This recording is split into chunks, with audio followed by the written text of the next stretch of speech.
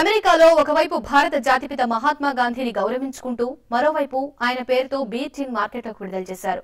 ఆ బీర్ టిన్ పై మహాత్ముడి చిత్రాన్ని కూడా ముద్రించారు. అమెరికా కనెక్టికట్ లోని న్యూ ఇంగ్లాండ్ బ్రైవింగ్స్ కంపెనీ ఈ బీర్ టిన్స్ ను మార్కెట్లోకి విడుదల చేసింది. చౌకబారు పబ్లిసిటీ కోసమే ఆ కంపెనీ గాంధీ బాట్ పేరుతో బీర్ టిన్లను విడుదల చేసిందని సర్వత్రా విమర్శలు వ్యక్తమవుతున్నాయి.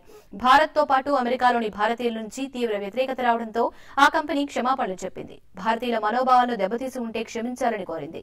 మరోవైపు అమెరికా మద్యం కంపెనీ న్యూ ఇంగ్లాండ్ బ్రైవింగ్ పై చర్య తీసుకోవాలంటూ హైదరాబాద్ కోర్టులో లాయర్ సుంకరి జనార్దన్ గౌడ్ 11వ మెట్రోపాలిటన్ మ్యాజిస్ట్రేట్ సైబరాబాద్ లో prevention of insult to national honours act 1971తో పాటు ఐపీసీ 124A కింద పిటిషన్ కూడా దాఖలు చేశారు.